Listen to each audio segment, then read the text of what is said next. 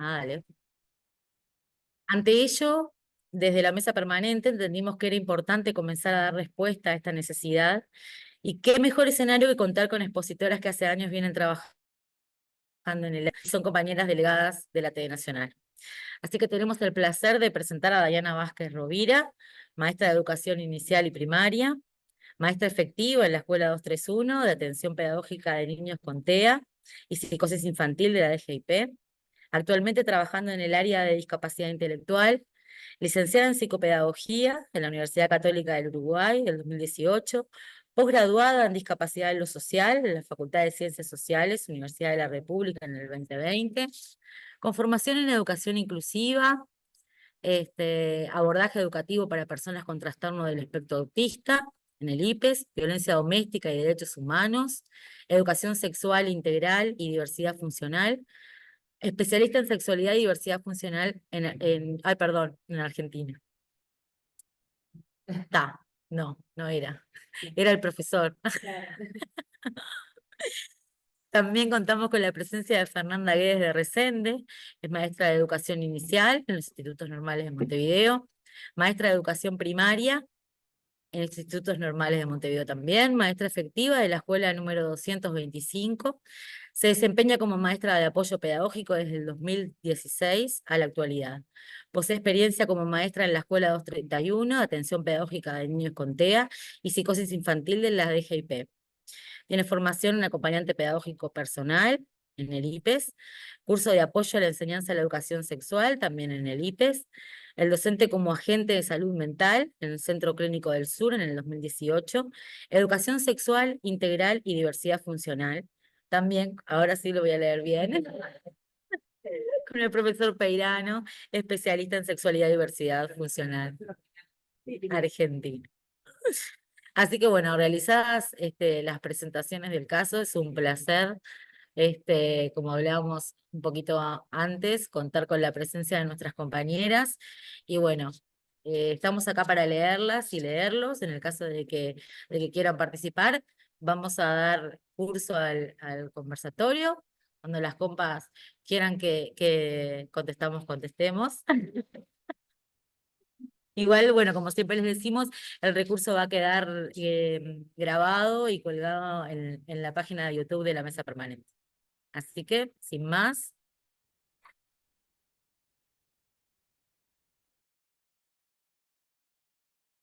¿Cómo andan? ¿Se animan a confirmarnos si se escucha bien? Perfecto. Bien, Adriana, muchas gracias. Bueno, a las órdenes, escuchamos. Bueno, esperemos que anden bien. Vamos a arrancar. Eh, a ver si no me pelea la tecnología. Ahora sí. Bueno, les vamos a contar en realidad cuál fue el recorrido que pensamos nosotros para hacer el conversatorio de hoy. La idea es empezar haciendo un pequeño encuadre teórico, ver, bueno, qué es esto de la educación plural, que en realidad, spoiler, vamos a terminar como cerrando qué es la educación plural cuando terminemos el conversatorio. La idea es que vayamos haciendo una construcción conjunta. Para esto, vamos a hacer un pequeño recorrido por los términos integración, inclusión, pluralidad, porque lo que vamos a hacer es preguntarnos qué decimos cuando decimos lo que decimos, ¿no? En realidad, muchas veces estos términos aparecen, que parecen ser apolíticos, parecen ser términos que son modas a veces, que generan determinados rechazos o determinadas acomodaciones en los discursos, pero tienen una cierta historicidad, y la idea es ir haciendo como este recorrido histórico para entender qué posicionamiento estamos tomando cuando estamos diciendo determinadas cosas. Parece un juego de trabalengua, pero ahora cuando lo vayamos construyendo capaz que queda un poquito más claro. Y vamos a ir viendo cuáles fueron los devenires entre discapacidad y educación, o sea, cuáles han sido los recorridos históricos que socialmente se hicieron con respecto a la mirada que se tuvo de la discapacidad y cuáles fueron las respuestas o no que se dieron a nivel social. Vamos a ver el correlato que hubo a nivel educativo para llegar al día de hoy y mirar y decir, bueno, qué es lo que tenemos, en qué lugar estamos y... Gracias, Susi. Y qué cosas nos gustaría construir. Y vamos a hacer como una última parte que nosotros le llamamos barajar y dar de nuevo, que la idea es eso, bueno, habiendo mirado cómo llegamos a donde llegamos, hacer como una propuesta, que es una propuesta que deviene de la construcción colectiva, de la conversación con otras compañeras, de los espacios de pienso en ATD, de los intercambios en el aula, en el pasillo, en el recreo, de los espacios que tenemos las maestras para juntarnos a pensar y que nos parece que es bien importante poner nuestra voz, digamos, arriba de la mesa. Así que con esto iríamos. Con esto hay un montón de nervios, nos largamos. Bueno, ¿qué es esto de la educación plural entonces? Vieron que frase de Varela, si las hay, que la aprendimos así como todos los que estudiamos magisterio y quienes cursamos la educación uruguaya, es esto de la educación como la luz del sol puede y debe llegar a todos sin que se empañe su fulgor ni se aminore su intensidad. Pero hace poquitos años que nos sentamos a pensar, bueno, todos, todas, todes, como le queremos llamar, de quién habla, ¿no? Porque obviamente ese todos de Varela, hace unos cuantos años atrás, nada tenía que ver con quien nosotros creemos que soy, digamos, sujeto de educación, sujeto de educación. ¿Quiénes son las personas que nosotros consideramos a que la educación debe llegar? Y que ese todos haya sido cuestionado hace poco tiempo, no es ingenuo, digamos. Ha venido respondiendo a quienes la sociedad consideraban que eran personas. Porque todos esos que quedaban por fuera de la categoría personas no entraban de esto de todos a quien la educación debía llegar. Y por suerte, de alguna forma se ha ido ampliando esa mirada y tenemos como un todos más amplio, a veces. La idea justamente, vayamos viendo qué fue pasando con ese todos. Cuando surge la temática de la inclusión educativa, que es en realidad históricamente hace poco tiempo, estamos hablando hace 10 años, se hace el protocolo, ¿no? Se firma, perdón, el decreto presidencial que habla de la inclusión educativa, fue hace 10 años, 9 años, 2015, si no me equivoco, 2014-2015. Y a partir de ahí aparecen sobre la mesa un montón de términos: discapacidad, técnicos, especialización, eficacia, inclusión, formación, integración, diversidad, la mar en coche, así como una vorágine de cosas que empezaron a suceder. Que en educación suele pasar esto, ¿no? Como que venimos por una línea, se da como un embrollo, todos nos ponemos a discutir de eso, si estamos de acuerdo, si no, a quién le corresponde, a quién no, las familias por un lado, las docentes por el otro, las políticas educativas, y después de un rato de embrollo parece seguir todo más o menos como venía, con algunas salvedades, con algunos bemoles, pero todo viene más o menos igual. Entonces la invitación de hoy es como hacer un parate, bueno, vamos a parar, vamos a mirar de dónde viene y por qué llegamos a la inclusión, al término de inclusión. ¿Y por qué nosotros hoy decimos, bueno, inclusión, sí, hay más cosas para hacer? No sé si alguien abrió el audio, pero no sé si quiere consultar algo. No, bueno. Y en este parate es que vamos a hacer esta reflexión un poco sobre los discursos. Y vamos a arrancar con esto de, bueno, integración, inclusión, pluralidad. ¿Qué decimos cuando decimos lo que decimos? Vieron que apareció en Facebook, Instagram e Indamais estas imágenes, ¿no? Que hablaban como, bueno, exclusión, segregación, integración, equidad, igualdad, que en realidad son como una forma muy económica de presentar los cambios discursivos, ¿no? Es una forma muy, muy ilustrativa y muy sencilla de demostrar, bueno, distintas palabras que utilizamos para denominar distintas cosas. Y obviamente uno mira así y dice, bueno, si está claramente la inclusión, si yo miro la imagen a golpe de vista, es lo que corresponde. Pero en realidad, esto parece que fueran términos como sin historicidad. Esto surge porque es lo que está bien, porque alguien lo dijo, ¿no? En esto como de los mandatos, que muchas veces no sabemos de dónde vienen. Y nosotros lo que proponemos es mirar un poco históricamente los modelos que hubieran en discapacidad. Esto no es nuestro, es de una autora que se llama Agustina Palacios, que tiene un libro que se llama El modelo social de la discapacidad, que es súper interesante de leer. Nosotros lo que hicimos fue, bueno, tomar a Agustina Palacios, hacer como un breve resumen para poder trabajar sobre estas temáticas. Y vamos a arrancar con el primer modelo, que es el modelo de la presidencia. ¿Quiénes son? Los muchachos que están ahí en la imagen. ¿Los conocen?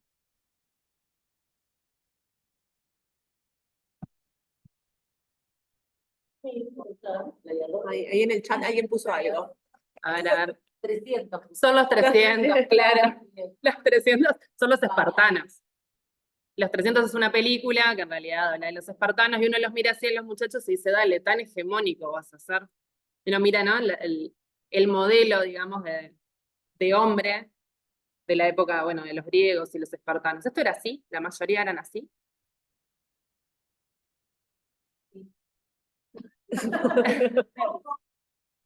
En realidad era bastante así la cosa, porque obviamente había un modelo social que apuntaba a un modelo de hombre que era el gladiador, ¿no? Era como... Claro, una percepción. Exacto. Había una selección, porque más allá de que había toda una energía. Exacto. No, nosotros tampoco hubiéramos sobrevivido, por ser mujeres hubiéramos sobrevivido muy pocas. Pero, claro, había una selección. Obviamente había una energía educativa puesta en este sentido, ¿no? Tenían toda una formación desde niños que estaba vinculada a que fuesen gladiadores, a que tuvieran determinadas condiciones físicas, vinculada a la alimentación, al tipo de actividades que hacían, ni que hablar. Pero obviamente había una selección previa, una selección social que estaba vinculada a esto que vemos a continuación, que se llamaba el desfiladero de Teijeto. ¿Qué era el desfiladero de Teijeto? Bueno, era una montaña, ¿no? Que tenía un peñasco, un risco, donde arriba estaban los sabios, digamos, un grupo de varones, veteranos, que lo que hacían era la mujer de luego de parir, iba con su hijo, su hija recién nacida en brazos, se lo presentaba a este grupo de sabios, quienes eran los que evaluaban si este niño o esta niña cumplía con las expectativas sociales, digamos. Iba a llegar a tener esas condiciones que consideraban que eran las adecuadas para responder a su modelo de persona. Cuando no, se tiraba el niño por el barranco, ¿verdad? Se asesinaba a esa persona. ¿Cómo? No sabemos, seguramente. No sabemos si los sabios venían de esas, Sí, porque no esas hubieran condiciones sido físicas. sobrevividos. Probablemente, claro. Claro. Entonces los que llegaban adultos ya eran... Claramente había una preselección social. Estos modelos en realidad se llaman modelos eugenésicos, que se trata de esto, ¿no? De, bueno, se descartan a todas las personas que no cumplen con un determinado estándar, con aquello que en ese momento la sociedad considera que es el modelo de persona válida. ¿No? En esto de validar que es una persona digna de vivir una vida, digamos, en sociedad. Y que es útil y que cumple con lo que estamos esperando para la sociedad. Grecia, ¿verdad? Grecia, Roma, hay otros modelos de esto en realidad, es como el modelo de los espartanos y de los griegos en general es bien como un ejemplo clarísimo, pero hay otros modelos. Pero si avanzamos en realidad a nivel histórico, llegamos, ¿quiénes lo conocen? El jorobado de Notre Dame, que se llamaba Quasimodo. Porque en realidad seguimos avanzando históricamente y llegamos a la Edad Media. Por la Edad Media, estos modelos eugenésicos desaparecen, o por lo menos no de forma tan evidente, y pasamos a un modelo que tiene más que ver, que también es de prescindencia, pero es un modelo de la marginalidad. El modelo de la marginalidad, ¿qué es lo que hace? Bueno, estas personas viven, pero cuando las madres parían a sus hijos, y sus hijos estaban en situación de discapacidad, habían en los monasterios, en los conventos, una ventanita con un doble ciego, donde la persona dejaba a su hijo en una ventanita y se retiraba, y luego esa ventanita se abría y metían el niño para dentro del establecimiento y se iba a criar ahí, ¿verdad? Del lado de adentro de la iglesia, al lado de adentro del monasterio, al lado de adentro del convento, apartado de la sociedad y siempre vinculado al mundo de los curas, las monjas, bueno, Está la película El nombre de la rosa, que se llama... Exacto. Está la novela también. Esto está buenísimo verlo. Hay unos libros de Humberto Eco que se llaman Historia de la Belleza, unos y otros de la Historia de la Fealdad. Y en la Historia de la Fealdad está como esta imagen de la asociación directa que había entre la persona en situación de discapacidad, lo feo, lo demoníaco y el castigo de los dioses, ¿verdad? O sea, si una persona estaba en situación de discapacidad, se asumía que la familia algo había hecho y los dioses te estaban castigando, y por eso ese niño o esa niña nacía con esas condiciones para castigar a la familia. Y la forma de cuidar como la imagen familiar o el orgullo de la familia era eso, mantenerlo en un lugar alejado, a veces sin ningún tipo de vínculo, a veces sí con vínculo económico. Las familias de buen pasar económico aportaban a esos conventos, a esos monasterios, para que ayudaran al mantenimiento de este recién nacido, de esta persona. Y también aparece la imagen de la mendicidad. Estas personas en situación de discapacidad que vivían en el convento, a ver la puerta de la iglesia pidiendo monedas, aparece esta imagen como del pobrecito, ¿no? Esta persona que me genera pena. La imagen de la pseudo persona, ¿no? O sea, me genera pena, entonces le doy dinero, me siento mal por él, y qué sé yo.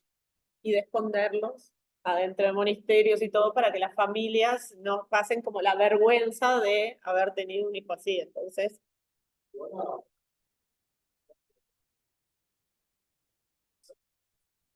Exacto, sí. Exacto, porque en realidad ahí queremos llegar. Porque acá lo que hicimos fue un pequeño resumen, ¿no? Que dice esto, bueno, el modelo de prescindencia, está buenísimo esto que nos estás planteando, porque el modelo de prescindencia parte de la base de eso. La sociedad puede prescindir de aquellas personas comprendidas dentro de la categoría de discapacidad. En realidad lo estamos asociando como a ese momento histórico en principio, ¿no? Se les atribuyen a sus marcas singulares causas religiosas, aparece la eugenesia como una de las prácticas o la marginalidad, siempre entendiendo cómo, bueno, la discapacidad es un castigo de los dioses, se generaliza el infanticidio como práctica de corrección social, y cuando el infanticidio no se generaliza, se hace de manera indirecta, se brindan menos recursos económicos para la mantención y para la educación y para la atención en salud de estas personas. Se ubica a estas personas a la par de pobres monstruos, ¿no? Como esto del castigo que veníamos hablando, y son objetos de desprecio o caridad. Pareciera, cuando uno lo ve así, dice, no, Dai, pero esto ya no pasa más. A ver, si somos una sociedad modelo, mirá que esto va a pasar. Pero cuando uno ve, lo que hicimos ahora fue poner un par de recortes de algunas noticias que dicen esto, bueno, pasado, pisado. Y tenemos, bueno, primero esto que decía Esteban, ¿no? Sabemos que el gran porcentaje, la mayor masa de personas en situación de discapacidad viven en situación de pobreza. Eso es algo en realidad que se reporta en los, no me sale el nombre, en los censos, a las estadísticas. Pero también tenemos acá, ¿no? Por ejemplo, las víctimas de esterilización forzada en Perú, que luchan por justicia aún hoy son personas indígenas. Personas indígenas en la época de Fujimori, que se hizo, ¿sabían de esto? En la época de Fujimori hace pocos años se aplicó una política que lo que hicieron fue esterilizaron forzadamente a una gran cantidad de mujeres indígenas. Sin avisarles, entraban al hospital y a tener hijos salían esterilizadas. Esterilizadas como práctica de reducir la población indígena, ¿no? En esta asociación de, bueno, persona indígena, persona en situación de pobreza, ¿de qué manera bajamos los índices de pobreza? Esterilizamos mujeres indígenas. Es una práctica eugenésica.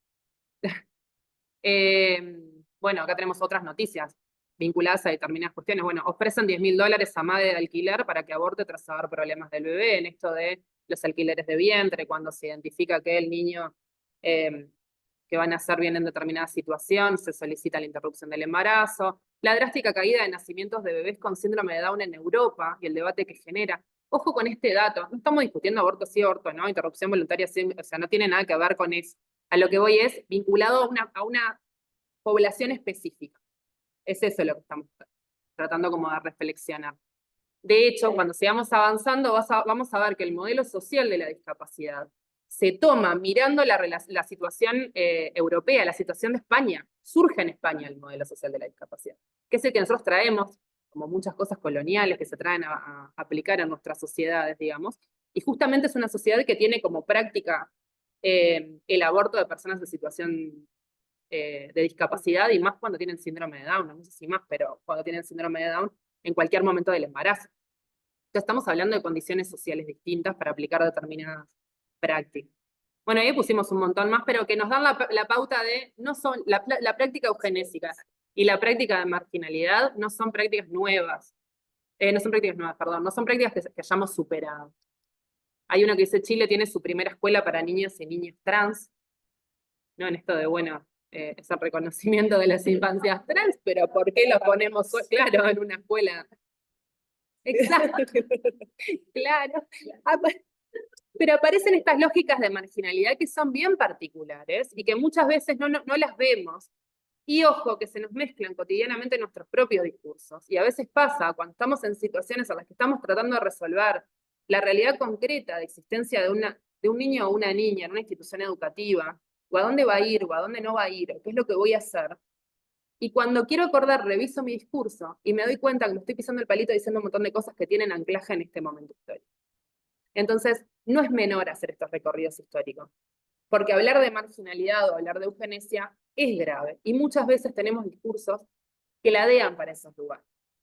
No, y en esto de que decíamos de hacer un parate y ponernos a pensar, porque si nosotros leemos estas noticias a veces, están contadas desde un punto de vista tan positivo, que bueno, leemos y decimos, oh, una escuela para mí, qué bueno, o estas noticias que están ahí, un diagnóstico de genético antes de nacer, entonces, pero hay que ver para qué están pensados todos este tipo de avances de la ciencia, el alquiler de vientres, todo esto que no es que estemos a favor o en contra, bueno, pero sí poner por lo menos, darnos un minuto de pensar y decir, bueno, ¿a qué están apuntando con esto y a qué estamos apuntando nosotros? Y ver cómo nos presentan las noticias, porque nos costó mucho encontrar estas noticias, porque cuando ves los titulares están como a veces puestos de tal manera que decís, O cuando, no sé, una vedette argentina, ¿no? Que en esto de la búsqueda de noticias, la vedette argentina que dice, tengo 4 nenas congeladas. Esto de la selección de embriones, ¿no? O sea, son cosas como para dejar pensando, como para que queden ahí, y que en algún momento, bueno, vengan. Pero bueno, históricamente, si seguimos con el abordaje histórico, seguimos avanzando históricamente, a nivel temporal al menos, y llegamos a la época de las guerras, ¿verdad? La guerra y la posguerra, y acá en realidad aparece un fenómeno que es bien particular. Antes veníamos pensando en la selección o en la forma de resolver situaciones de personas que nacían en situación de discapacidad. Pero con la guerra el fenómeno que aparece es que aquel héroe de guerra que habíamos mandado a que nos defienda, que salve la patria y la mar en coche, vuelve en situación de discapacidad. Entonces, la ponderación social de esa persona ya a priori era otra. Además de esto coincide con lo que sucedía también con la revolución industrial, porque generamos máquinas, generamos trabajo industrializado y las personas empiezan a tener accidentes. Entonces, el padre de familia que resolvía, digamos, ¿no? Este pater familia, que resolvía un montón de cosas, vuelve en situación de discapacidad de trabajar y algo hay que hacer. Entonces, por un lado, aparece, como está acá, bueno, una de las instituciones, es las instituciones de Invalios, es una institución en París, pero aparecen un montón de instituciones vinculadas al trabajo en personas que quedan en situación de discapacidad, pero además aparecen todo lo que son lo que es el desarrollo técnico y el desarrollo de las tecnicaturas. Aparece la psicología, la psicopedagogía, la fonoaudiología, la fisiatría, bueno, todo lo que son técnicas vinculadas a cinchar de la situación de discapacidad a esta persona para llevarla lo más rápido posible a la normalidad. A la normalidad entendía como la norma, ¿verdad? Esto de tirar como campana de Gauss, una línea normativa, aparecen las líneas de desarrollo. El desarrollo normativo, ¿qué es lo esperable que haga un niño durante todo el desarrollo y qué es lo que tengo que hacer o a quién tengo que llamar si se me desvía de esta línea? O si viene de esta línea como de atrás, ¿verdad? Compañeras, la base de la psicología que estudiamos nosotras tiene que ver con eso. La base de la pedagogía, o sea, de la didáctica, de la escuela arreglada, de de la división en clases, de cómo... tiene que ver con esto. A este modelo le vamos a llamar modelo médico rehabilitador. Aparece la preponderancia de la ciencia, esto de que si te quiero vender una pasta de dientes, te pongo un tipo de túnica y eso le da como una voz de importancia, ¿verdad? Porque es un científico diciéndome algo, entonces seguramente su voz es verdadera. Y sobre todo aparece esto, como las líneas normativas de los estándares que se supone que las personas debemos cumplir, y junto a esto, la noción del capacitismo, ¿verdad? La persona vale en cuanto es capaz, todo el que no es capaz está dentro de las líneas de la discapacidad, y lo deseable es hinchar de esa línea para acercarlo lo más posible a la capacidad. ¿Hay un audio abierto?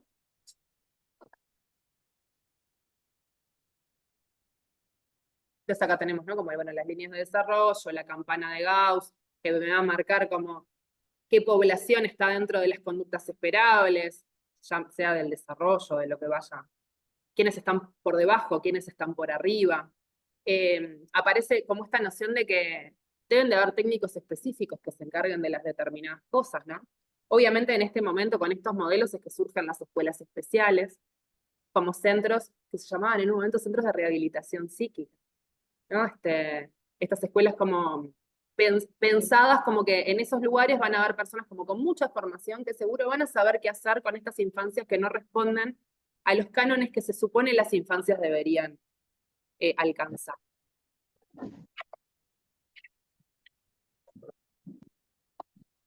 Vamos a hablar entonces, voy a silenciar, ahí va. Está el deseo de normalizar. Hay una mirada paternalista y una preponderancia a la institucionalización y a la medicalización. Esta cuestión como una infantilización de la discapacidad, que en esto de, bueno, hay que cuidarles, hay que acompañarles, hay que ayudarlos, no importa la edad, ¿verdad?, de la persona en situación de discapacidad. Se plantea a la persona desde un déficit que es deseable que sea minorado tanto como se pueda y lo más rápidamente posible. Bueno, y se establecen los estándares normativos, que era lo que planteábamos. Si nosotros pensamos en ejemplos concretos de los modelos médicos, tenemos, bueno, muchísimos, ¿no? En realidad, todo lo que tiene que ver con los manuales que establecen cuándo tenés discapacidad intelectual, cuándo tenés autismo, cuándo tenés psicosis, cuándo tenés TDAH, ¿no? O sea, esto de medir, aparece como la noción de la necesidad de medir. Esto de, bueno, Juancito no está rindiendo en la clase, entonces lo mando a que le hagan un psicodiagnóstico. Que en realidad siempre probamos por lo mismo, ¿no? O sea, yo hago la derivación para que alguien le haga un psicodiagnóstico, pero al otro día yo de la escuela lo tengo sentado ahí en la silla mirándome a ojos grandes, esperando aprender algo. Que no Y es el soluciona. mismo niño que antes del diagnóstico. Claro, es el mismo que, y pasa lo mismo. Decís, ¿y lo del psicodiagnóstico qué solucionó? Bueno, a priori hasta ahí nada. Pero en realidad ahí es cuando yo digo que muchas veces terminamos cayendo en determinadas cuestiones que son difíciles de manejar. Porque ahí a veces lo que terminamos buscando es como, bueno, a ver si en el baremo me da un puntaje que justifica que vaya a otro lugar, o que otra persona se haga cargo. O enseñarle de otra manera, o plantear otra estrategia, porque hay otra estrategia que puedo plantear. También. ¿Mm? O tengo una justificación, dicen que no estoy estudiando. También, bueno, ahí está. En realidad aparecen como todas estas estrategias o estas nociones que todo el tiempo están en el discurso. Y que hay cosas que están directamente vinculadas a las formas de hacer política y a las normativas que hay. Que para pensar la reducción horaria de un niño, por ejemplo, se necesite que un médico lo firme, es médico rehabilitador. Yo no estoy diciendo, pero ni cerca de estar diciendo que todos los niños que tienen determinada situación de discapacidad necesitan reducción horaria. Lejísimo, porque en realidad me parece que no tiene que ver eso con un diagnóstico bajo ningún concepto, sino en las condiciones concretas de existencia de ese niño en esa escuela, en ese momento, en esa situación. Pero sin duda, el pienso es situado. Es del colectivo, es con la familia, es mirando al niño, es pensando en las situaciones concretas, qué es lo que necesita, qué es lo que no necesita. Y no es de un médico que está en otro lado, que nada tiene, o sea, que nada conoce de la situación concreta educativa de ese niño. Cuando lo pensamos desde ese lugar, el modelo es médico rehabilitador.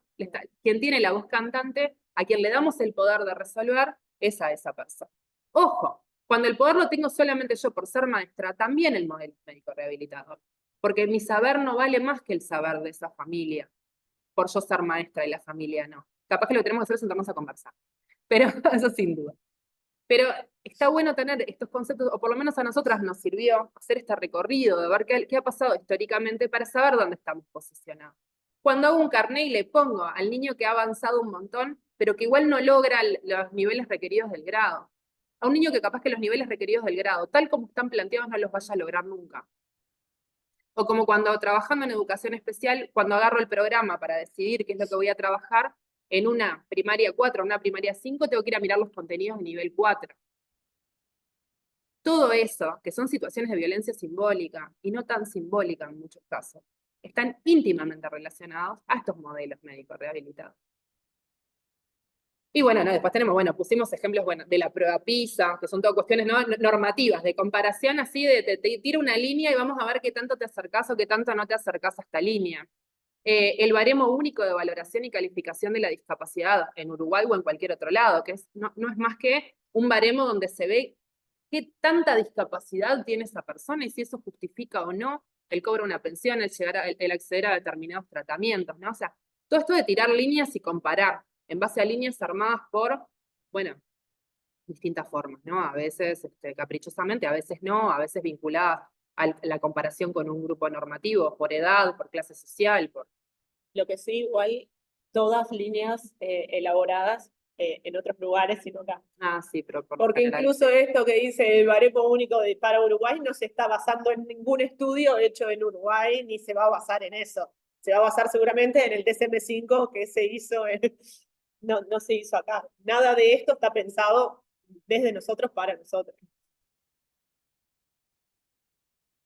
Pero por suerte, en un determinado momento histórico, no hace tantos años, un grupo de personas en situación de discapacidad motriz, españoles, hicieron un movimiento que se llama Movimiento de Vida Independiente. ¿Tá? Las personas se juntaron, vieron que muchas veces cuando se ganan derechos de esa forma. Es un grupo de personas que se dan cuenta que tienen un gran derecho vulnerado y salen a luchar para que pase algo.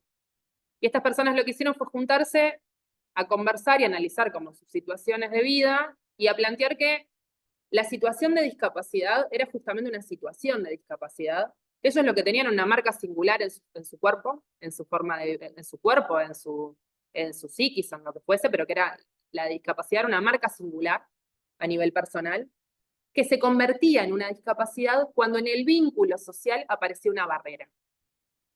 Si lo pensamos de manera concreta, es esto de decir, bueno, a ver, si yo soy usuaria de silla de ruedas y no aparece ningún escalón en mi camino, no estoy en situación de discapacidad, pero sí aparece cuando me ponen un escalón, una barrera, algo que no me deja pasar, ¿no? Pensándolo como en lo concreto, lo claro, lo básico. Entonces, defienden que siempre que se pueda hacer todo lo posible por aminorar las barreras al aprendizaje, a la participación, al vínculo social, etc., la situación de discapacidad merma. Y frente a este reclamo del modelo social, es que aparece, del modelo social, perdón, del movimiento de vida independiente, es que aparece el modelo social de la discapacidad, que lo que hace es, saca esta mirada sobre la persona, o sea, dejo de mirar a la persona que se supone que está en situación de discapacidad, y miro qué es lo que pasa en el contexto vinculante. Entonces, aparecen todas estas empujes de generar accesibilidad en los espacios físicos y en los vínculos. De acá es que aparece la inclusión educativa. La inclusión educativa, en principio, como un movimiento que lo que favorece es que bajemos todas las barreras, hagamos todo lo posible por bajar las barreras entre el aprendizaje y la participación, para que todas las personas puedan participar del acto educativo. ¿Vamos bien hasta ahí?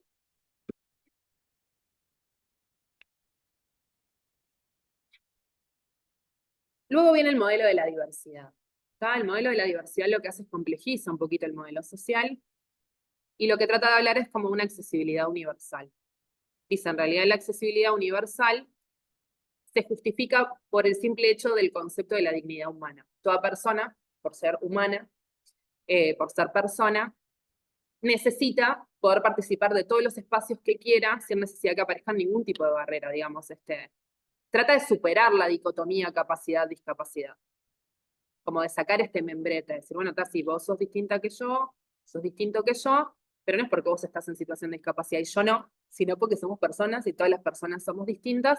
Y acá en realidad aparecen como algunas tensiones, porque también las personas en situación de discapacidad dicen, sí, todo lindo, todo precioso, somos todos distintos, pero yo en este momento estoy en una situación de opresión que vos no. Besito, te agradezco mucho que quieras que seamos pares, pero en esto no somos pares. Y es verdad, porque en realidad hay situaciones de opresión, son bien complejas y que están todos los días arriba de la mesa. Hasta acá, el modelo social y la inclusión educativa venía apareciendo una respuesta digna, por lo menos interesante.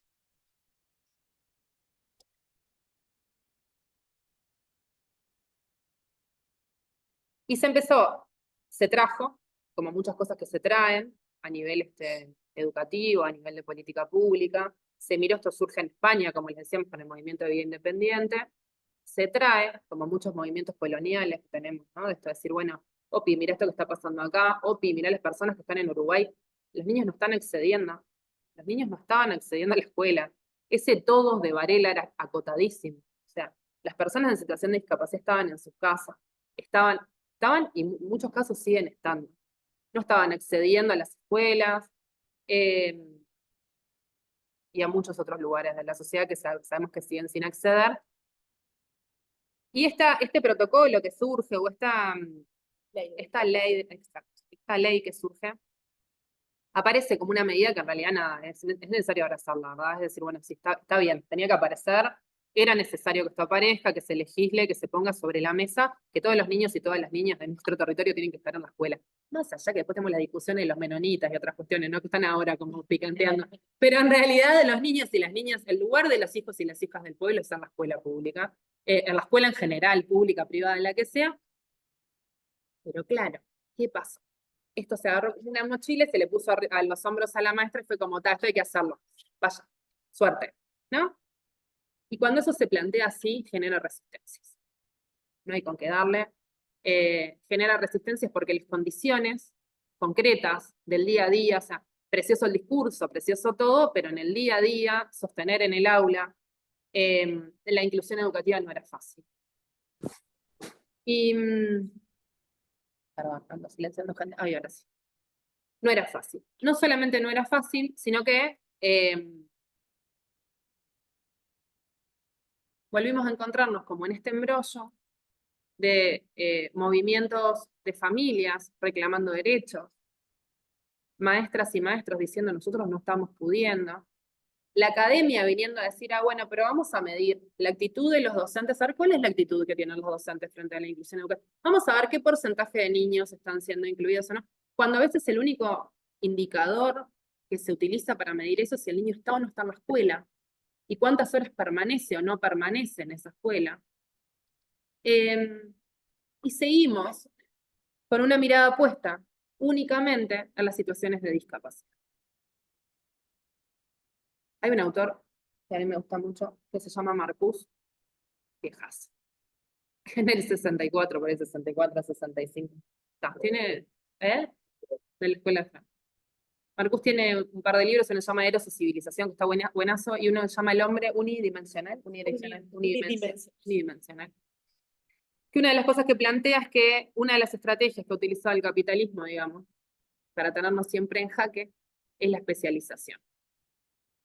Lo vimos ahora, ¿no? Con el modelo médico rehabilitador, nos fuimos especializando también para dar respuesta a determinadas situaciones.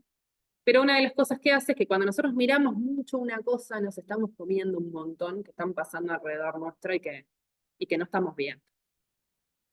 Es verdad que las infancias en situación de discapacidad la tienen difícil, pero también es verdad que no es lo mismo ser un niño en situación de discapacidad cuando terminó a nivel socioeconómico, si además estoy en situación de pobreza y además estoy racializado y además soy mujer. Entonces hay muchas cuestiones que transversalizan la educación en el día a día, que nos interpelan. Nosotros en el año 2021 hicimos un encuentro de saberes con maestras donde hablamos qué te interpela a vos de tu situación de aula, del aprendizaje de tus estudiantes, y las situaciones de discapacidad eran una de las cosas que salían. La pobreza, la falta de referentes familiares presentes, la falta de límites, la identidad de género, los estilos de crianza, la religión, el nivel socioeconómico, o sea, son realidades que todo el tiempo nos interpelan. Si nosotros nos quedamos solamente mirando la inclusión como sinónimo de trabajo con personas en situación de discapacidad, hay un montón de infancias que no estamos mirando. Y hay un montón de realidades que no estamos, a las que ni siquiera que nos están pasando alrededor, y un montón de respuestas que deberíamos estar dando que no estamos. Y no estamos poniendo, ¿y qué pasa? Pasa este fenómeno, que termina habiendo una lucha como de proletarios contra proletarios, con el niño ahí en el medio. Entonces tenemos, por un lado, a la familia reclamando algo que es justo, que es que quiere que su hijo esté en la escuela, o que su hija esté en la escuela. Y claro que si tú tenés un hijo en situación de discapacidad, querés que tu hijo esté en la escuela. Y claro que te duele en el alma cuando te vienen a decir que no hay lugar, o que esta no es la mejor institución, porque lamento informar que no hay mejor institución. O sea, no es que hay una institución ideal desde el modelo médico rehabilitador que da respuesta a todos los niños y todas las niñas y todos aprenden en un campo de margaritas cual reclame de víveres. No sucede. Siempre recae en los docentes, el colectivo, quien abre las puertas, quien dice que sí, quien se sienta a pensar, quién le pone ganas, y así todo. Las políticas no dependen de las ganas de las personas. Pero después pasa que nos encontramos, por ejemplo, en los espacios de ATD, con maestras, por ejemplo, que trabajan sobre el cuerpo, o sobre educación sexual, o sobre otras sobre niñeces que viven en frontera, y empezamos a conversar y decimos, bueno, pero vos qué nosotros necesitamos menos gurises por grupo. Nosotros necesitamos que la academia, en vez de venir a a extraer conocimientos a la escuela, venga y ponga sus saberes al servicio de la escuela. Nosotros necesitamos que la inspectora venga y nos pregunte qué es lo que estamos necesitando y que mire de qué manera estamos funcionando y de qué manera no. Y nos damos cuenta que todos terminamos reclamando más o menos lo mismo. Cada uno mirando su chacrita y cada uno mirando, ¿no? Esto de la especialización que habla Marcus, pero que en realidad las respuestas son más o menos similares. Porque en definitiva lo que necesitamos es empezar a mirar nuestras realidades, nuestros contextos, nuestros colectivos, nuestros gurises, y empezar desde ahí a construir la escuela que queremos.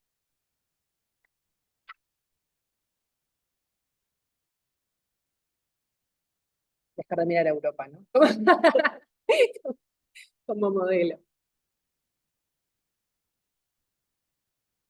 Entonces, en esto de barajar y dar de nuevo, lo que proponemos o lo que pensamos, o lo que estamos empezando a construir, porque esto de la educación plural es algo que estamos como empezando a construir, a pensar con otros, a conversar. La última TEDx, que la primera vez que estuvimos como hablando un poco de eso,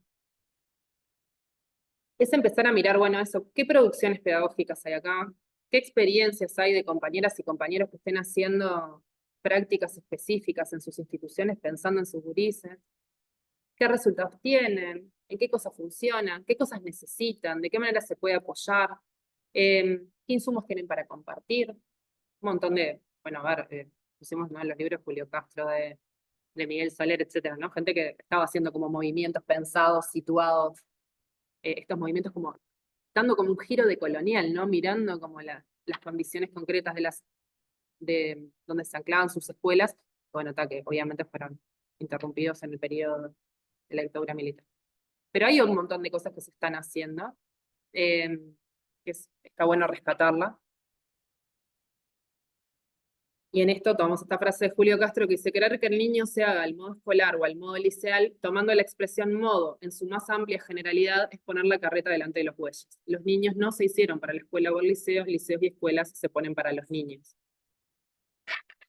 Entonces, si lo que yo entiendo por inclusión y lo que a mí me sirve para medir el estándar de inclusión es ver si el niño está yendo a la misma institución, pero yo no cuestiono el incluir a qué, a dónde. O sea, trampa, si las hay del capitalismo, es abrazar todas las minorías que en algún momento chillaron porque querían que se las reconozca y meterlas para adentro, hacer más oprimidas. Entonces era, bueno, las mujeres queríamos votar, queríamos trabajar, no sé qué, bueno, venga, mija, trabaje, vote y no sé qué, y ahora es parte del grupo oprimido, ¿verdad? Y pasa sistemáticamente. Entonces, bueno, está todo bien, es verdad, necesitamos estar todos y todas, la inclusión en ese sentido está bueno lo que plantea, pero también pluralicemos, miremos las situaciones concretas de cada escuela, de cada situación. ¿Qué escuela queremos? ¿Qué educación queremos? ¿Nos estamos cuestionando eso o solamente estamos mirando a quién vamos a meter para adentro? Esto de pensar la escuela como la tríada indisociable entre enseñar, aprender y ser felices. Una escuela que me llene a mí al momento de ir, que en realidad le aporta a los niños y aporta la felicidad, y que la construyamos esto, preguntándole a las familias para qué mandan a sus hijos a la escuela. ¿Cuál es el objetivo de la familia? De todas las familias, no de las familias que tienen a un niño en situación de discapacidad, que obviamente lo que quieren es el cumplimiento de un derecho que no está siendo cumplido. Sí, y también poner el ojo en esto de la inclusión que hubo, y bueno, ahora sí, los niños en las escuelas, y también el pensar en la escuela para qué. Porque que el niño vaya a la escuela se va a aprender, a la escuela, no es, bueno, el niño entra a la escuela y queda ahí, y bueno, que también es el reclamo de estas familias, ¿no? Es, bueno, va a la escuela, pero, ¿y qué pasa después? Entonces, sí, los niños los queremos en las escuelas, sí, a todos, pero también como pensando y poniendo el pienso en, bueno, qué tiene que suceder ahí en la escuela para que todos y todas puedan aprender y todos y todas puedan ser felices. No, en realidad, una plaquita que dice: educar es una responsabilidad colectiva, no hay institución que pueda suplirla. Esto de dejar de mirar también la educación, nada, solamente desde la mirada de la escuela, ¿no? Un poquito que estuvimos hablando hasta ahora.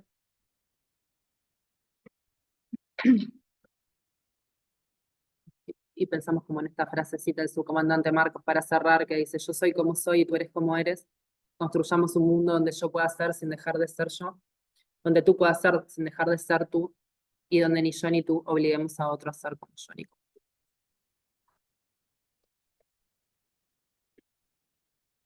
Y por ahí andaríamos con la presentación.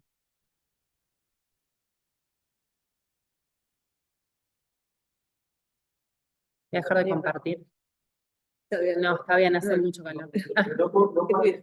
Está bien, me estás apagando la luz.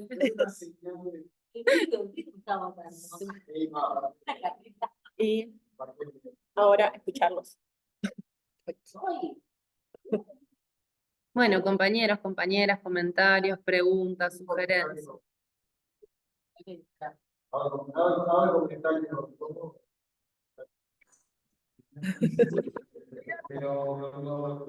Para que yo se les haga.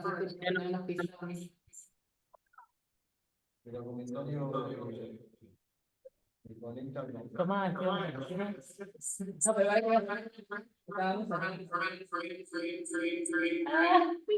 ¿para qué apago este? Y que se, claro, Dale, ahora sí, nosotros vamos a darle. No, es brevísimo. pero habla ahí, así, la gente del Zoom. Un concepto que me parece súper importante. 25 millones.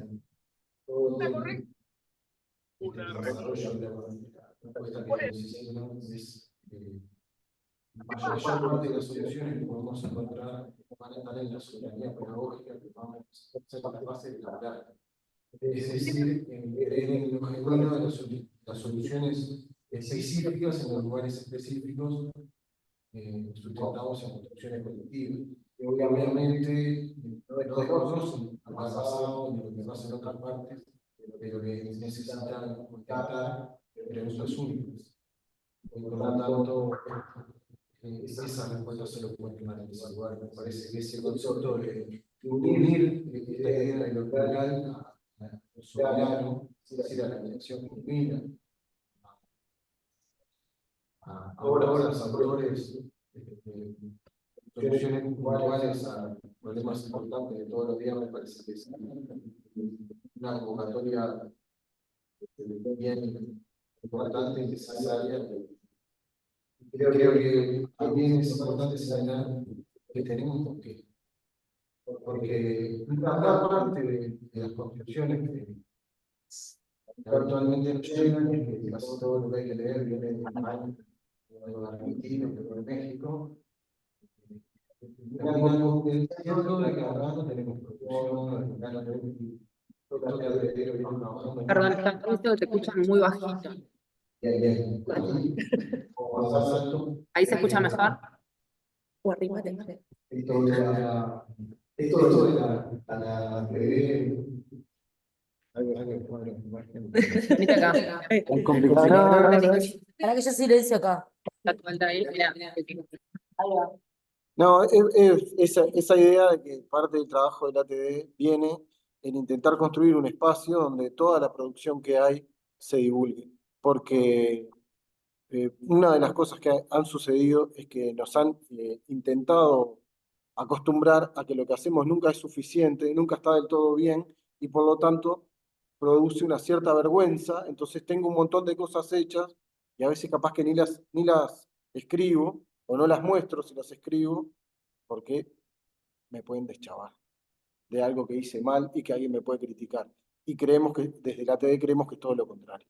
Eso que está pasando en todas las escuelas del país, que atiende a esos problemas puntuales y específicos que les pasan y que intenta darle una solución, efectivamente crea lo que necesitamos, que es esa soberanía de elaborar, atendiendo a todo esto que ustedes nos planteaban y a otras tantas cosas que hemos venido viendo en esta experiencia de conversar. Yo hoy me pasó esto, ya termino, ya dije que iba a ser breve y está siendo extenso, pero también aquello de que encontramos en la conversación parte de las cosas que salieron en la charla que tuvimos de salud laboral, parte de las cosas que salieron en la charla de laicidad, es decir, se empiezan a conectar cuestiones donde efectivamente hay una visión conceptual que nosotros estamos defendiendo y que es yo le intento conectar con esa idea que decía lo de la soberanía pedagógica, la de la creación genuina, la de la autoridad de la producción de cada lugar, la autoridad en ese sentido, del autor, del que crea, del que hace, de la autora, la que crea, de la que hace,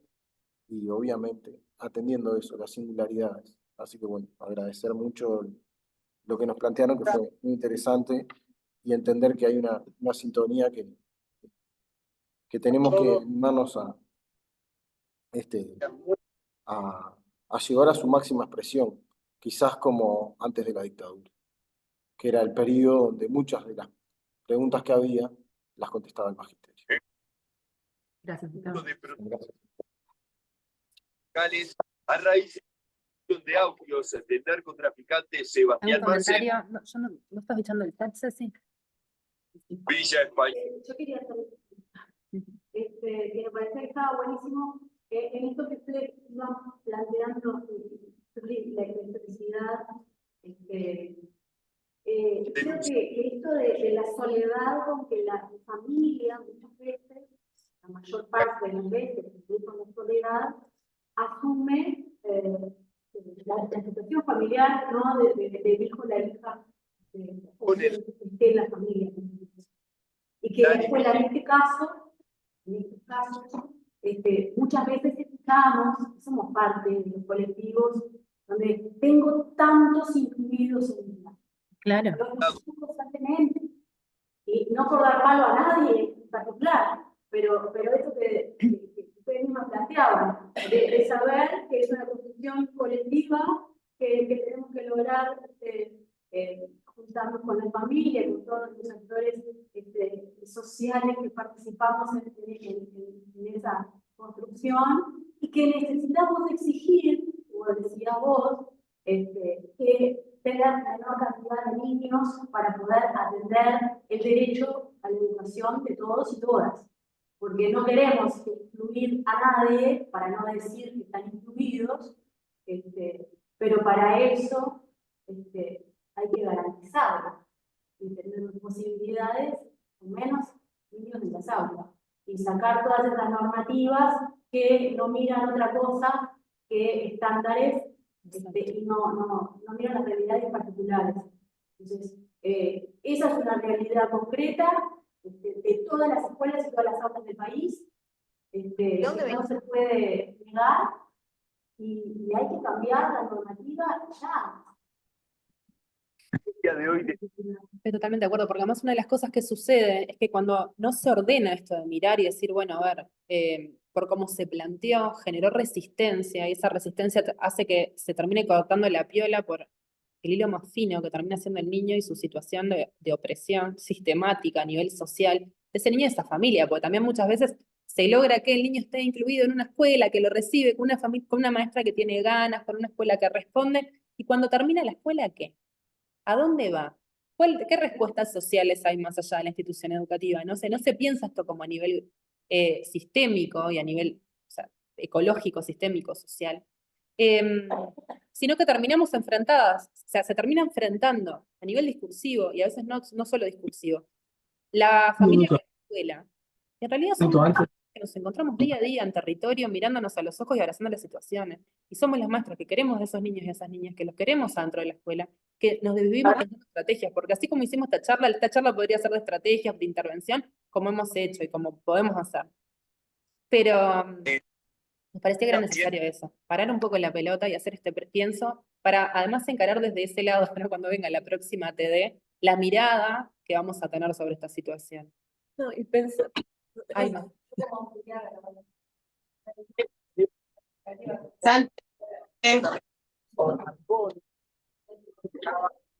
Ahora que el baño está caliente, que recién me bañé yo.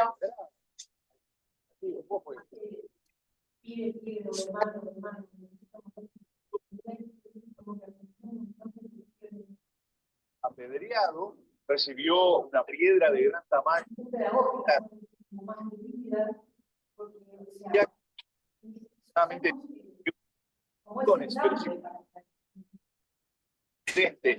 de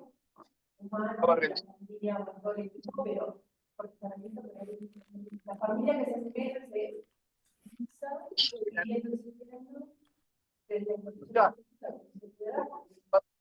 caer piedra, pero en imagen, una piedra pacta como decía atrás Sí, tal cual. Pero además es eso, el rol de la familia es ese, la familia tiene que abogar por los derechos de su hijo. La familia tiene que salir a patear puertas. Yo estoy totalmente de acuerdo, aunque la familia salga a patear puertas. El tema es que no somos nosotros los que tenemos que estar en la vereda enfrente. Nosotros tenemos que estar acompañando ese mismo proceso. Y tenemos que, o sea, tenemos que tener la dignidad de hacernos cargo de la parte que nos toca. No es solamente nuestra. Una parte es nuestra, y esa parte hay que abrazarla, hacerse cargo. Pero también hay que ir a buscar, digamos, o sea, saber a dónde hay que ir a reclamar. Porque si no termina pasando eso, ¿no? Proletario contra proletario. Mientras nosotros estamos acá dando la pelea y no sé qué, allá arriba están reportando números. Ah, no, bueno, ahora y pedimos préstamos, hacemos cosas, ¿no? Fondos internacionales, y vemos si respondemos a determinados baremos y otras cosas no. Pero la situación concreta, el día a día, se cocina en otro lado. No sé si... Yo me parece súper interesante esto que traían ustedes bueno, de complejizar, ¿no? Toda la especificidad que nos enfoca hacia ese lugar, y por eso queremos diagnóstico, y por eso queremos esa excusa, ¿no? Pero también nos pone jaque en otro montón de situaciones. Entonces esta cuestión de visualizarnos a nosotros como actores de cambio en ese lugar específico, pero no hacia abajo, ¿no? O sea, estamos viendo que la escuela es una institución que está quedando, no digo obsoleta, pero que tiene sus limitaciones para abordar determinadas problemáticas, sea discapacidad, sea pobreza, sea, como vos decías, ¿no? De acuerdo a cada una de nuestras instituciones, vamos a atravesar complejidades diversas, ¿no? Y claro, como estar arriba y tan lejos, tan alejada de la escuela, de la práctica, de la institución, de lo que está pasando ahí, que claro, muchas veces caemos como en esa necesidad de agarrarnos a alguien, ¿no? Y ahí queda la institución señalando al niño, ¿no? que nos irrumpe y que te está diciendo, la escuela así no puede. Claro, pero que no es esa cuestión que te salta a la vista la que te tiene que estar molestando, te tiene que estar molestando, es que hay una política de Estado que no está garantizando el derecho a la educación de todas las niñas del país. Entonces, esta cuestión, ¿no? que a mí me llamó muchísimo la atención en ese momento cuando llegué a ese dato, que nuestro país es uno de los países más medicalizados, con un porcentaje de niños más diagnosticados con TDAH. ¿Qué nos está pasando? Estamos como teniendo como que queremos mirar ahí, cuando en realidad no hay que poner ahí la mirada. Hay que poner en qué tiene que darle la escuela, ¿no? A todas nuestras infancias, ¿no? Para garantizar el derecho a la educación. Entonces, cada vez que hablamos de vínculos, cada vez que hablamos de convivencia, cada vez que hablamos de violencia institucional, cada vez que hablamos de diversidad, de inclusión, de lo que fuere, tenemos que estar pensando en qué condiciones tendrían que tener las instituciones para que nosotros como conscientes, ¿no? Y como colectivos podamos garantizar la enseñanza de todos los aulas. Y esto cuando vos hablabas de las barreras, cuando nosotras nos preparamos para recibir, cuando empezamos a conocer nuestro grupo y sabemos que, yo qué sé, Juan le gusta más aprender fuera de la silla, ¿no? Y a Juan le gusta más lo visual. Entonces, bueno, ¿cómo nosotros podemos, como institución, construir esa aula para que todos puedan llegar? Y bueno, si voy a tener una alumna con silla de ruedas, bueno, ¿cómo voy a armar esa clase para que ella pueda entrar? ¿La voy a chocar con la barrera en el primer momento o voy a abrir la cancha? Ya sé qué es lo que va a pasar. Entonces, ¿cuáles son las barreras que vamos a poner? ¿No? Yo siempre digo que la escuela se denomina inclusiva y tiene un solo salón al cual puede llegar con silla de ruedas. Y a una sola parte del patio. Pero ahí tenés las trampitas, ¿viste? Porque capaz que la escuela se denomina inclusiva, capaz que tengo rampas para llegar a todos los salones, pero capaz que después no lo miro ni el aula. Entonces ahí están como las trampas. Y en realidad es esto, bueno, sí, capaz que cuando me presentan el grupo a principio de año me dicen, mira, tenés 35 niños, de los cuales 4 tienen autismo. Y capaz que a mí lo que más me preocupa es que tengo 35 niños dentro del aula. Esos 4 son los que... Tal cual. Entonces está como empezar a buscarle la vuelta un poquito por ahí, ¿no? Buscar las transversalidades. Por un lado, las transversalidades que aparecen en las situaciones de opresión que se barajan todos los días en el aula, pero también pelear por una mirada singularizada del aprender. Porque cuando a mí la situación de los gurises de mi clase me interpela, cuando me importan, cuando sé quiénes son, cuando sé dónde viven, cuando los puedo mirar en los ojos y puedo valorar qué cosas disfrutan, qué cosas no, qué cosas les cuesta, qué cosas no, puedo armar una práctica más individualizada. Sé a quién ir a golpearle la puerta si algo que no lo sé hacer. O sea, ¿qué mano tengo que pedir? Porque también muchas veces nos pasa que terminamos dando esto, bueno, vamos a hacer charlas de orientación o de orientación, ¿no? Como de estrategias para trabajar con determinadas poblaciones. Pero si después la maestra cuando llega a la clase está sola con un montón de chiquilines o con un montón de situaciones que la desbordan, tampoco les va a poder poner en práctica. Sí, o con esto que decías, o con escaleras, o en un salón chiquitito así, con bancos súper pesados, con 35 niños adentro, que no hay forma de que puedan circular, ni moverse, ni...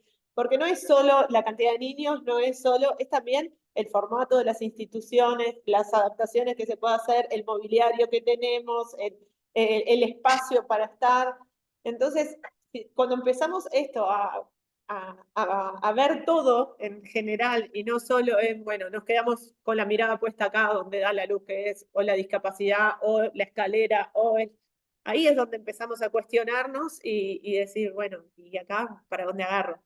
Y lo otro es esto de que no hay recetas, porque capaz que lo que funciona en tu escuela, con la población con la que vos trabajás, en la otra escuela a 30 cuadras, la población es distinta, los niños son distintos, no funciona. O funciona en parte, pero lo tengo que adaptar, pero lo tengo que ver. Y es en esto de juntarse y pensar, bueno, hasta acá sí y acá el resto lo tengo que hacer, amoldar a la institución, a las familias, a la población que hay en la escuela. ¿Hay alguien pidiendo la palabra? Sí, Claudia, Ana Claudia. De Maldonado. Capaz que la Sí, no, ya está, lo abrió ella. Ah, está. Ah, sí, ¿qué tal? ¿Cómo están? Buenas noches, No, pero aquí compas. estamos acá silenciados nosotros. Ah, ok. Porque si no coplaba hoy, casi estamos. Ana Claudia. A ver, ¿Ahora sí? Ahora sí. Hola. Ahora sí que, bueno, compas, bueno, celebrar el encuentro primeramente, saludar la ponencia, por supuesto, y la iniciativa de los compañeros y compañeras de la mesa de ATD. Wow, es un tema precioso que da para muchísimo y cuando hay pienso hay cosas que están funcionando. Empiezo diciendo que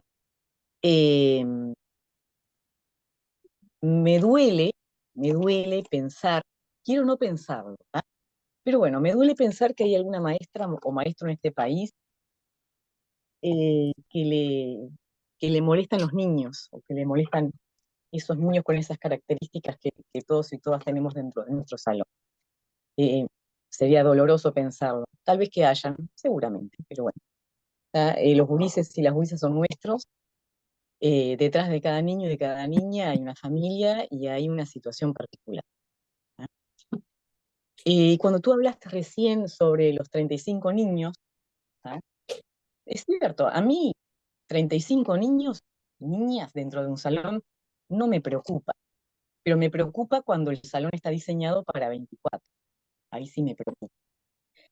Y cuando de repente tengo 4 TEAs, que tampoco me preocupa los 4 TEAs, me preocupa que tengo 35 niños, que en realidad, que tampoco me preocupan los 35 niños, pues si los 35 niños tuvieran espacio suficiente para 35 niños y niñas, no hay problema.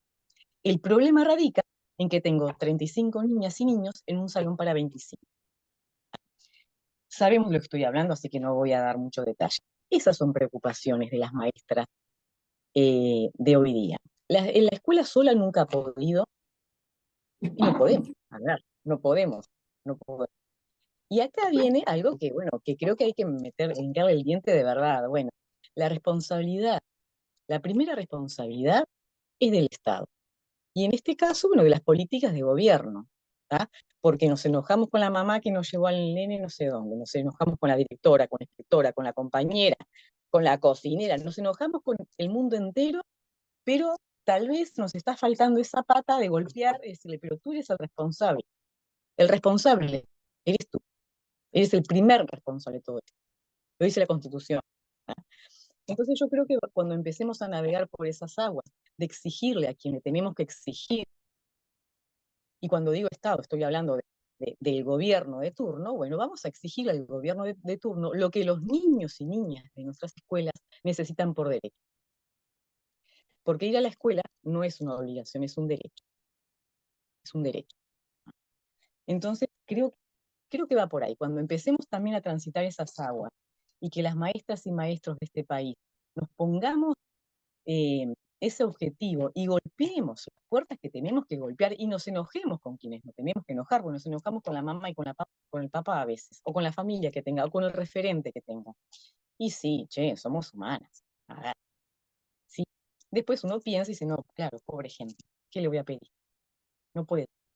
Pero tenemos a ese niño, esa niña, en esas situaciones tan complejas, tan complejas. Y cierro diciendo lo mismo que dije al principio cuando inicié. Espero, porque me dolería en el alma, que no existan en este país maestros o maestras que piensen contra las niñeces. Así que, bueno, dejo por acá compás y bueno, vuelvo a saludar y a celebrar la iniciativa. Gracias, Ana Claudia. Con respecto a lo que decís, en realidad una pequeña salvedad que con el tema de, porque uno te baraja 35 porque tiene un número, ¿no? Así como pero es parte de lo mismo. Cuando decimos, bueno, no, pero para incluir precisamos clases de 20 gurises, de 15 gurises, yo qué sé de cuántos gurises. Si no es lo mismo en cada escuela, ¿no? La cantidad de niños, o capaz que en una escuela con niños que tienen alto nivel de dependencia de un adulto para poder manejarse, una clase de 4 ya es un montón. O sea, en realidad no, es esto, no hay recetas que sean totalizadoras, no hay cuestiones que uno pueda aplicar, que diga, bueno, funciona, un poco lo decía Fer, capaz que en mi escuela la realidad es una y a 30 cuadras es otra, pero capaz que con la escuela que tengo espaldas la realidad es otra también. O sea, no tiene nada que ver una cosa con la otra. Porque justamente sí, hay que reclamar donde hay que reclamar, como decía Ana Claudia, sin duda. Pero también es un poco lo que plantea hoy Esteban, ¿no? Hay que producir, hay que pensar, hay que sentarse a ver qué tenemos y qué podemos hacer con lo que tenemos. Y hay una cosa que es lo que hablábamos, ¿no? Bueno, estar a la altura. Tenemos que estar a la altura. O sea, los gurises tienen que estar en la escuela y las familias tienen que estar con nosotras y con nosotros y tenemos que estar a disposición de hacer lo que haya que hacer. Pero está ordenando por dónde no se puede cortar la piola, que son el cumplimiento del derecho a la educación de esa persona. O por lo menos no ser nosotros los responsables de esa vulneración. Que vos decías, Diana, que tenemos que producir y sabemos que tenemos compañeras y compañeros trabajando en el tema, ustedes son un ejemplo, ¿no? Y que yo sepa, no me consta que haya ningún apoyo, por ejemplo, para la investigación, para el trabajo de las maestras acá en nuestro país. Bueno, recientemente hubo una presentación de un grupo de investigadores, bueno, de Inglaterra, si no me equivoco, y en realidad hablamos de formación, las maestras, si digamos la síntesis nacional de las actividades por escuelas, creo que algo generalizado tiene que ver con el tema de la formación docente, que no estamos capacitados, no podemos hablar a determinados cuidados.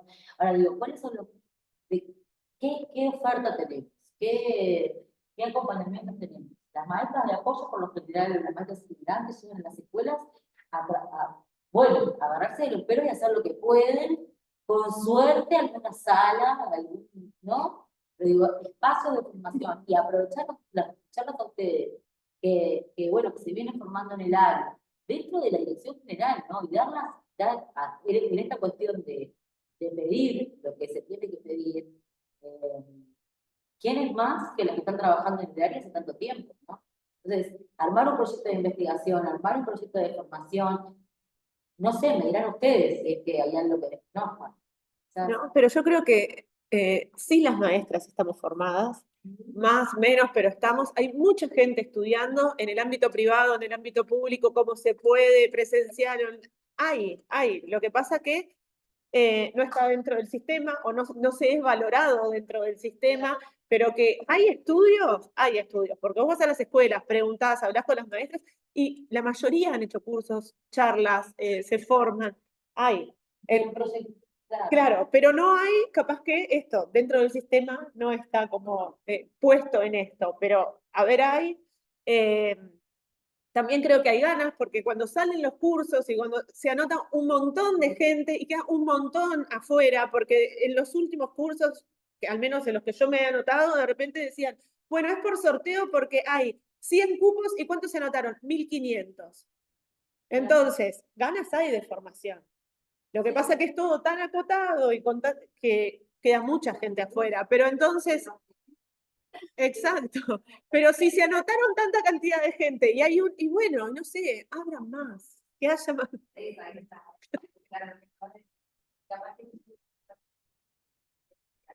Mucha demanda, con 1500 familias y acceso poco. Yo siento de las que las 2 veces para el porque era por sorteo, que era la inspección de Canelones, abrimos la inspectora de educación especial y era para Canelones. Yo me trasladaba y no hubo caso 2 veces que empezar privado, pagar 2 años, todo bien, accedí, pero no hay, yo considero que ahí sí una necesidad, una demanda de cada vez más que informarnos y hay tanto, o sea, hay cursos que recuerdan charlas. No, y esto de apostar a la producción nacional, o sea, tenemos maestros en un territorio que tienen conocimiento de las escuelas, que tienen conocimiento de la normativa, que tienen conocimiento de cómo funcionan institucionalmente. Bueno, hay que empezar a incentivar que eso se traslade. Cuando hablábamos con ella decía, no, porque podemos hablar de estrategias para abordaje, tirar aquí, un curso para maestros y maestros, que sea estrategia para elaborar. ¿Cuántos interesados podríamos tener acá? Entonces digo, tenemos producción nacional que queda de repente bueno, en eso, en lo personal o en el círculo cercano que tengamos para compartir, pero que en realidad tenemos maestros y maestros trabajando en el área que podría servir para el conocimiento de todas y todos, ¿no? Entonces, Y después se traen de afuera. Reclamo de decir, bueno, no tanto afuera, ¿no? O sea, capaz que te va a salir muchísimo más barato de invertir acá, va a ser más rentable, tenés, y contextualizado. Y ahí tenés una valoración de parte del proyecto, ¿no? Esto que, volviendo como aquella primera participación del Teón. Hay lo que decía el Teón, hay lo estamos viendo, que son ellas las Yo iba a decir algo, porque iba a asociar ese concepto de diversidad o del que nos hemos empoderado muchas veces, ¿no? O que nos sentimos, sabemos un montón, y después la realidad cotidiana de la construcción colectiva de la escuela, como lo decimos, con esa cancelación a la diversidad que siempre hacemos con el no puedo, esto me desborda, no es para mí, no estoy formada. Entonces ahí sale también un poco esto de esta otra cosa de patologizar a las niñez, ¿no? Entonces como no puedo, cancelo lo diverso, singular, entonces pido que alguien me ayude cuando me envío al psicólogo, al médico, para ver que me digan un diagnóstico, pero en realidad el diagnóstico es un papel, o viene en un papel que no me dice nada, en gurí. Y sin embargo, en las instituciones colectivas dentro del aula, ese poner en práctica el pensamiento docente, ¿qué hago con este niño que no tiene tiempo, mayor dedicación? Entonces ahí es cuando uno empieza a crear con uno mismo primero, ¿no? Y después lo sigue con el otro, a lo mejor tengo un paralelo, o el que está más abajo, el que está más arriba, se lo consulta a la directora, y empezamos a tirar líneas de cómo un poco suspender la cancelación que hicimos anteriormente y pensar que también pueden vivir en algún otro lugar. Y siempre van a tener un mérito, siempre lo vamos a seguir pensando. Porque este niño que estamos pensando hoy para ver esta singularidad que se nos presenta en el aula, quizá mañana vaya con otro maestro, posiblemente, no va a quedar con él.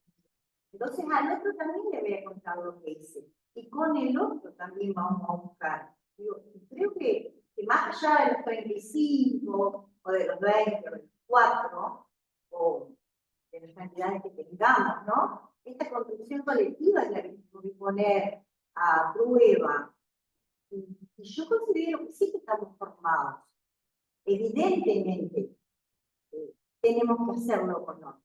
Pero entonces también hay que colectivizar la idea Totalmente de de acuerdo. cómo lo pienso, cómo lo pensé acá. ¿Cómo lo podemos seguir pensando? Porque no estamos solos dentro de la escuela. A menos que pensemos en una escuela unidocente, en el medio de la nada. Y tampoco estás solo, porque vas a pensar con la familia, vas a pensar totalmente. O vas a llamar a la compañera de noche de tu casa. Claro. Por suerte. No sé, siempre dice el sindicato allá el 22 de septiembre, siempre habrá una maestra y nunca estará sola, ¿no? Y es como nuestra mayor potencia, pero hay que superar también esos mandatos de la competencia, de siempre estar juzgando lo que el otro está haciendo y lo que no, y eso, y mirarnos, y esta diversidad y esta pluralidad que hablamos que tenemos adentro de las aulas, las tenemos también en los colectivos docentes. Y los espacios más lindos de aprendizaje son los espacios que se van conversando con los compañeros. Sí, porque uno, cuando ha trabajado ya muchos años, casi llegando al final de la carrera, uno dice, wow, ¿cómo son capaces de crear? ¿Cómo son capaces de crear situaciones nuevas?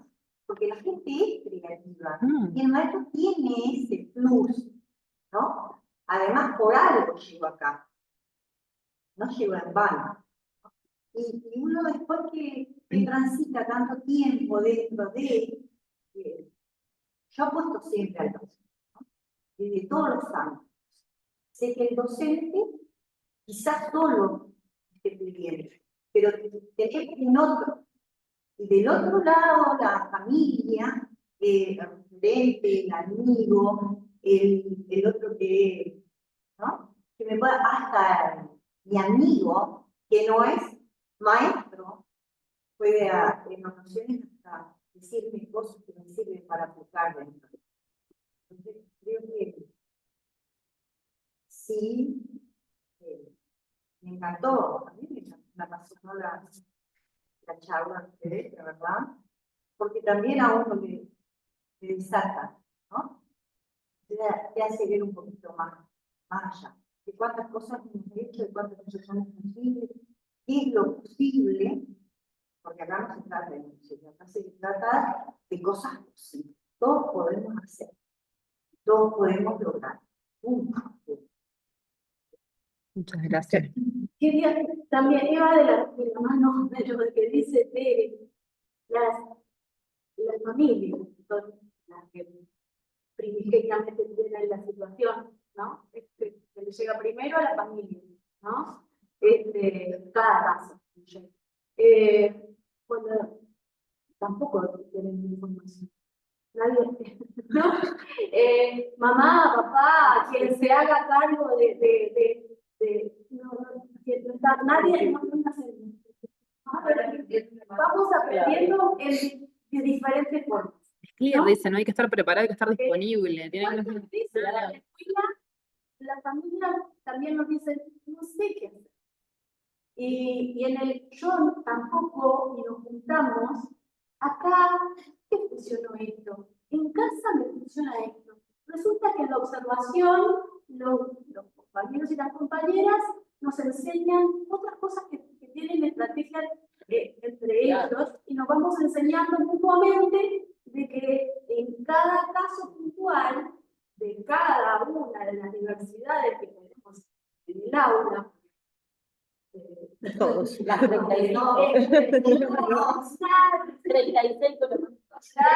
Y nosotras, claro, cuando pobres botistas. Sí, seremos. Esa observación y que nos vamos a equivocar 1000 veces, y sí, va a pasar, pero sí, y vamos a ver. No es para no quitarle importancia a la formación, por favor, para nada. pero es eso, de que también nos formamos en la serie de escuchar y la observación Y en la mirada sensible y las ganas y la mirada puesta en la esperanza de que el otro es una persona que aprende. Y está. Claro, es de la Los niños nos enseñan muchísimo de cómo se manejan ellas, y tenemos que prestar mucha atención ahí. Sí, pero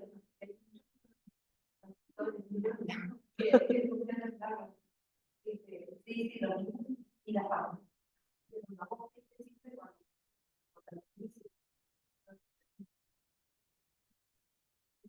Porque eso es lo que hasta ahí no sé. Y la misma es maravilloso. Todo el que lo llegan a conocer más interesante.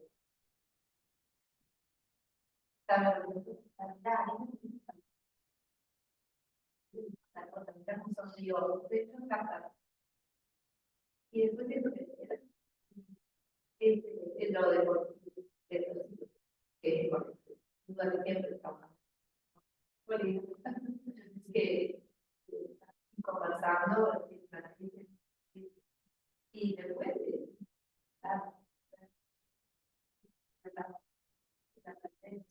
Porque una vez se habla, ¿no? Esto de aprender a enseñar y ser felices y parece que uno estuviera tipo Disney, pero no, pero en realidad no es algo menos. O sea, no es algo menos.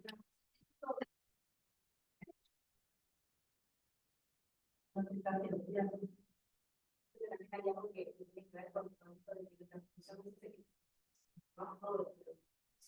los días tienes que tener claro que seguro que te recibiste, entonces te recibiste y no. Nosotros estamos todo el tiempo. No siempre hay la información de la lectura, ¿verdad? Porque siempre estamos con la información que hay que claro, yo obvio mucho más la información que tenemos en el día a día, Es una investigación permanente. claro, que la lectura es súper importante, pero creo que lo otro también es mucho a eso. Y a veces la mirada que tenemos a través de los años. Y no es la misma mirada cuando vos recién empezás la carrera, cuando recién te empezás a trabajar a un aula, a la que vos pasado los años viendo dentro de una situación o una situación parecida. Creo que tiene mucho que ver con eso. Y a veces yo creo que lo que a veces cuando estamos formándonos como docentes pensamos en eso, ¿no? Que la formación es acá estamos dando información y creo que ahí estamos el error de pensar que no vamos tomando todos los días, vamos a hablar de cosas que nos pasan y a veces es como difícil el comunicar. Yo creo que más allá de la competencia, ¿no? De jugar siempre al otro, de no verlo del otro positivo, sino que ver eso que está bueno. También eso, como decía el compañero hoy, nos hace ir para atrás y no avanzar. Porque cuando vos estás en la mirada alrededor, ¿no? Cuando vos decís algo o haces algo, te impide el avanzar. Entonces, estaría buenísimo que esa comunicación le dé para adelante al otro, más allá de las situaciones. Y a veces no pasa eso tampoco. Creo que también está bueno eso. A veces tenemos que ver qué nos pasa en nuestra profesión para poder seguir pensando. Y no siempre es la culpa de todo lo otro. Bien. Que si no nos quedamos con eso, no nos justificamos con lo que pasa. Ya también lo veo. Y esto de hoy hace empezar a mirar a qué cosas realmente hicimos y qué cosas nos falta pasar. Porque es verdad que muchas veces Sí, eso es cierto. Acá para leerles un poquito el chat, Sí. Selva decía mandato de competencia, mandato de productividad, nos paralizan y bloquean el sentido de lo que somos y hacemos, tanto gurises como docentes. Bueno, Cintia nos dice muchas gracias, también Meday, siempre es un placer escucharnos. Karina, que todavía está el libro de la escuela de creativa, lindo verla acá. Muchas gracias compañeras, es un tema que nos preocupa y ocupa constantemente. La otra gran dificultad que se nos presenta también es que estamos solas en las aulas. Tenemos que poder romper con esas formas que nos aíslan y promover trabajo con otros y con otros. Lo que las compas virtuales están muy contentos también. A la hija, muy bueno, excelente, gracias a aportes muy valiosos. Así estamos en las escuelas, incluidos con sus particularidades, gracias. Algo que yo pensaba también, ¿no? La norma, ¿no? Lo normal, lo que se excluye, lo que se incluye, es una construcción de la institución, ¿no? Así como vos hablabas de las veredas, las barreras sociales, cómo la discapacidad inclusive va como resignificándose a través del tiempo, algunas cosas permanecen, otras cambian, ¿no? Estas cuestiones de qué entendemos por DIS, por decirlo de alguna forma, es una construcción social. Entonces, esto de apostar como a la reestructura del pensamiento colectivo, ¿no? Y de dónde nos paramos para decir quién tiene el derecho y quién no tiene el derecho, ¿no? Ya sea para entrar, ya sea para estar, ya sea para hablar o para aprender, es una cuestión social y es una construcción social. Entonces, ojalá lleguemos al momento en el que, capaz que es como ¿no? Pero que no estemos fijándonos en cuáles son nuestras particularidades, ¿no? Sino que lográramos ¿no? pensar en una escuela para todos. Claro, y bueno, de ahí lo de la educación plural, ¿no? Como tratando de sacar un poco la mirada ahí. Sin duda la inclusión vino a interpelarnos y en ese sentido, bienvenida sea. Es como, bueno, claramente hay cosas que tenemos que revisar y que tenemos que pensar. El tema es qué, cómo, cuándo y tal. Y ahí está el rol nuestro, ¿no? Sobre todo nuestro rol desde la TD y nada, como colectivo. Docente la voz que uno no toma la sede y rápidamente alguien la agarra y se la apropia. Y después tenemos mucha gente mirándonos y juzgándonos y tirándonos de las orejas, ya bastante vapuleadas estamos, como para vapulearnos entre nosotros. Entonces capaz que es momento de eso, ¿no? De tomar la palabra, de hacer uso de esa palabra y empezar a buscar las respuestas que nuestros niños y nuestras niñas nos exigen, para que realmente la casa de los hijos y las hijas del pueblo sea lo suficientemente grande como para que entremos todas y todos. Pero de una manera así, o sea, pero real, no solamente entrar y tener una silla donde sentarse, ¿no? O sea, que sea un lugar donde... Un lindo mensaje de este conversatorio ha sido de démonos, ¿no? Que estamos, de paso recordarles a las compañeras y a los compañeros y a todas que la TEDENA, bueno, la Mesa Permanente de la TEDE viene presentando un proyecto en el cual abrió una convocatoria para todas las compañeras a nivel nacional de presentar sus reflexiones, sus dibujos, sus trabajos, sus investigaciones, sea en lo que sea, que no se interprete que estamos hablando ni de PCI, estamos hablando de práctica, de esto, de lo que estamos hablando hoy, ¿no? De cuáles son nuestros procesos de investigación a nivel de examen. Y pueden ser reflexiones a nivel pedagógico, didáctico, proyectos que nos hayan parecido copados, ideas esto, de compartirnos, ¿no? Compartirnos, leernos. Lamentablemente, solo una compa, desde hace 4 meses que mandamos la invitación, nos ha mandado su propuesta. Así que a los 23 que están virtual, a nosotros que estamos acá, y a todos los que van a escuchar este conversatorio después, no solamente delegados y delegados de la TED, sino todo el magisterio profesional, en esta cuestión de recuperar nuestra palabra, tratar de armar, nuestra intención fue como pensar en armar un reservorio. Nada, te tengo ganas de leer algo, vamos a leer a las compas, a ver, una propuesta, qué sé yo, lo que se les ocurra, no quiero dar ejemplos porque eso obviamente condiciona. Perfecto. Pero ya que estamos hablando de pensar entre todas y todos, anímense. Estimular también a las compañeras de la escuela, que seguro tenemos compañeras y compañeros para estimular que presenten. Y a veces lo que necesitamos es que hay un día Todos y todos tenemos algo para decir y me parece que bueno, que tratar de juntarnos y encontrar los espacios para eso. Muchísimas gracias por la invitación. Por favor. Muchísimas gracias. Ya que audiencia. El próximo viernes tenemos una charla que se llama Geografías Diversas, bueno, te vamos a pasar la placa ahora, tiene que ver con el cuerpo en escuelas individuales, así que bueno, Muchas gracias. ¿Alguien de allá de la virtualidad que quiera decirnos algo? Muchos aportes, gracias. Bueno. Chao, chao.